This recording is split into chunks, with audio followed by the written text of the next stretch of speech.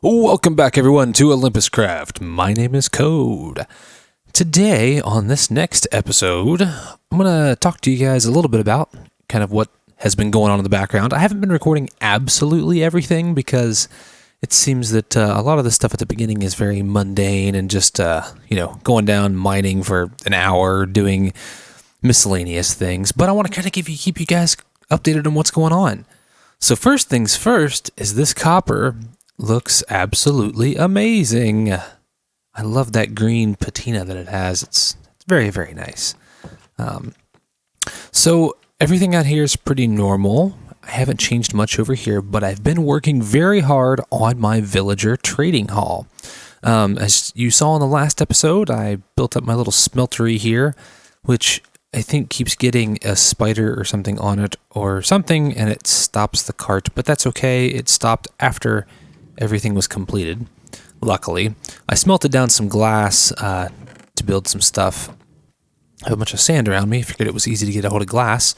And actually, before I talk about the villager trading hall, this thing right here popped up. This is one of those cooked chicken farms. Gives you cooked chicken and feathers. I don't know where this came from. I did not build this. I was AFK last night right there. But this popped up. So that's kind of cool. I'll need to find out who put this here, if it's for me or if it's for someone else. I don't know yet, so we'll have to find out. So right here was something I built yesterday. I meant to record it, but again, no replay mod kind of messed me up. So today I'm going to be working on some new stuff, and I'm going to try to use my camera account. Never done that before. So I need to cover this top up because I think I'm getting zombies and other things in here. But this is a small melon and pumpkin farm. This is pretty self-explanatory. The way it works is you have a block with a stem on it, and this observer detects the stem change. And when the stem change puts out a pumpkin or a melon, these pistons on either side of that observer fire and knocks it off into a water stream. So as you'll see if I hoe this here. Okay, as I was saying, I think these first three are melons. They could be pumpkins. I don't know. I'm just going to try to even them out. So we'll grab a couple melon seeds. We'll grab two of those, and we'll grab some pumpkin seeds here. And then when I plant a seed here, you'll see those pistons fire just like that. And so anytime that stem changes, including giving a pumpkin or a melon, it will fire. So I'll go ahead and hook these up, and then we'll plant pumpkins over here, just like that. And there we go. I'll bone meal these. There we go. Okay, and now we're ready for some more melons and pumpkins. Yeah, I should have covered this up because I didn't think it's not well lit, so things are going to spawn around this and fall in. They're not going to spawn on the glass, but they could spawn on these grass patches. So that was a bit of a mistake, but that's okay. We'll work on that for next time. But no, this is just a little AFK-able melon and pumpkin farm. And one last thing I did want to point out, I did find a slime chunk. So I was needing some slime balls to make some sticky pistons for my villager hall, and I found a slime chunk. So I was able to actually go underground through my mine, and I found a small cavern that actually had some slimes, and I got a couple slime balls to get me set. But I need some slime for a bunch of other things, sticky pistons, redstone contraptions, things like that. And so I want to build a small slime farm. I don't want to get too fancy with it because I don't really want to sell a ton of slime. But I can make some pretty automated AFK-able slime farms. And I think I may do something like that for later on. All right, so here we're back at our villager trading hall. And like I said, I have been hard at work. I needed the sticky pistons for this mechanism right here. And what it does, I think I already explained it, but it drops the villager down and they can be zombified. So these guys now are down to 1 melon for an emerald. And this guy is 1 pumpkin and 1 melon for an emerald. So easy way to get emeralds. Just like that, 2 more emeralds. So if I AFK overnight and get a ton of melons and pumpkins, oh, I've actually got a bunch here. I can easily get a ton of emeralds. Just like that. And these guys refresh a couple times a day, so between all of these, I can go through and get a stack of emeralds really, honestly, quickly. And there we go. Just a stack of pumpkins gave me a stack of emeralds. Put that in here. So yesterday, I met up with the party bro pretty quickly here, and he was needing a couple books that I had here, and he actually gave me a stack of glow ink sacks.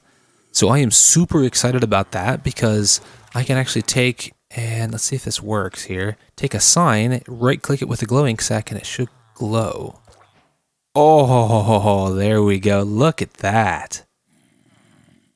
Very cool. So now this will glow in the dark, which I think is just amazing. So we'll have to work some more with some of that, and I actually got an achievement out of that. So the next thing I wanted to show off was my amazing librarians over here. So mind you, it took me, I would say over an hour swapping this lectern out in front of these villagers to get what I was wanting to get. So this guy right here has Mending, Silk Touch, Projectile Protection 4. All for one. Well, okay, so these two are 1 emerald a piece. 1 emerald in a book for Silk Touch. That's an incredible trade. Mending is 12. I may be able to get him down a little bit lower on the Mending book by zombifying him again. But he's also got the paper trade too, which is 19, so it's not really that good. I make way more emeralds with the melons and pumpkins, and it's a little easier to get a hold of, so because I can completely automate that. This guy has Unbreaking 3, which is super valuable. He's 17 a book, which is... He also has Mending, and he's around 18, so he's not really any better than this guy with the Mending. And then this guy has Looting 3 for 8. Quick Charge 1, I don't care about. Respiration 2, it's not bad. And he's kind of expensive on that one, so... still not that bad. I think they're pretty good trades in my opinion, and then he only wants 4 emeralds for bookshelves. So I'm going to be doing some trading for some of these bookshelves because I think now that I have these villagers, I've been, trading for the emeralds, and I have been stocking up. I have some Respiration 2, Projectile Protection, Looting, and then I have some Mending books here, Silk Touch books here, and a bunch of Unbreaking books. So I thought I had more Mending books. Oh yeah, that's right. I used Mending on a couple of my pieces here. So yeah, this is pretty exciting. I'm getting a lot of the enchantments that I need early on. So I think my next step is going to be adding some more librarians over on this side. Now, I don't have this side prepared yet. I gotta make sure there's no zombies down here. He should be sealed off. Yes, he is. Okay. So I need to work on this down here because I don't have the mechanisms and stuff in place to be able to zombify them because I don't have any more slime. So once I get some more slime, I'll be able to get this one finished up. And then I think I want to put maybe 4 more librarians over here. And then that leaves me with 4 more slots for other things.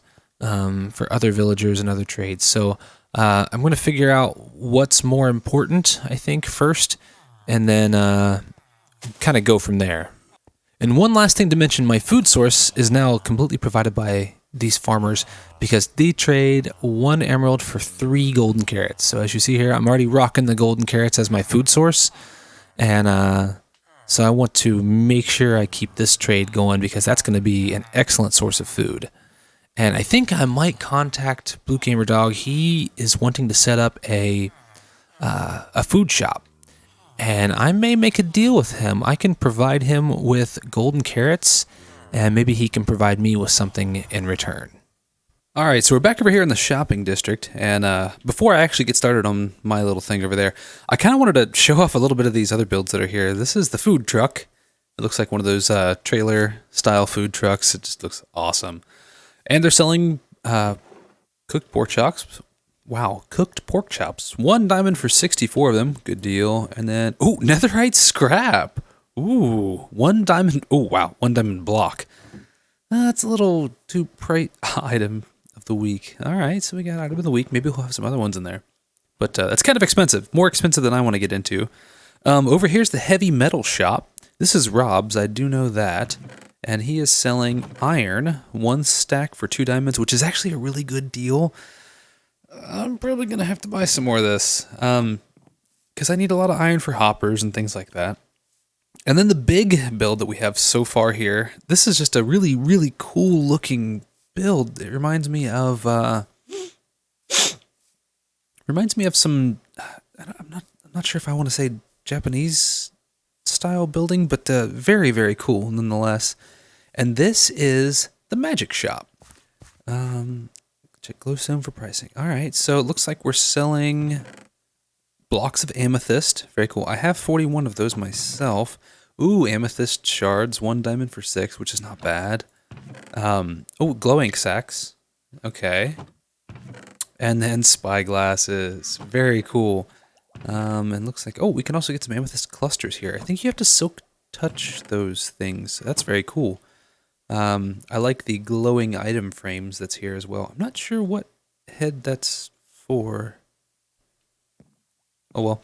But no, very, very cool shop, and like kind of a neat little display thing back here. So this is very cool. I don't know. I'm really impressed with this build. This is really, really, really cool. So anyway, let's go back over here. So my thought for a shop, I have all these books and I want to be selling them. So I'm going to build a bookstore. I kind of wanted to just do a little quick layout here of how big it would be and stuff like that. But this is going to be where I build my bookstore, I think. I've gathered some resources. I've got some stuff ready. So let's try and fire up the camera account and let's get to building. You want me bleeding on the floor for you, but I fell free the second that you left the room. I'm taking back my life. All you did was use it. You break it, you lose it. Sorry, your time is up. Now I'm coming back to life. I'm taking back my life. Sorry, your time is up. Now I'm coming back to life.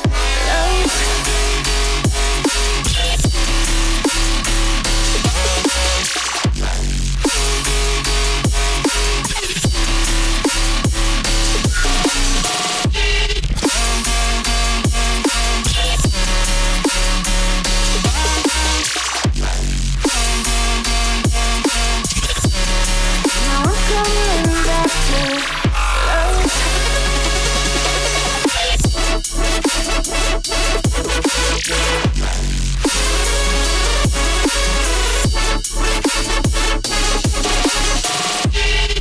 to life.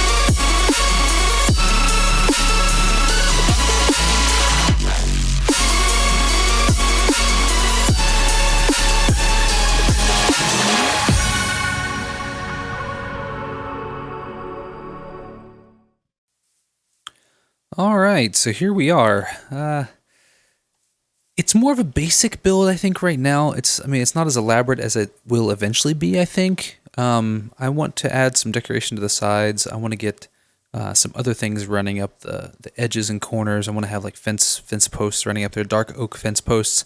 I don't have some of that material right now, but I wanted to basically get the main shell kind of put together. That way I had something to work with. I've got ideas for other shops that I'm going to be putting in here in the future. So this is the first of many shops that I'm going to hopefully be building this season. And so yeah, this is the shop. I used the what is that? The dried kelp blocks as the floor. I'm probably going to put up another floor in here, a second story kind of deal. And then the edges, I'm going to be doing probably a couple aisles of bookshelves, or I might just go around the edges with bookshelves because my villagers trade for bookshelves, so I can easily get bookshelves. So yeah, it's kind of basic, not heavy on the detail yet.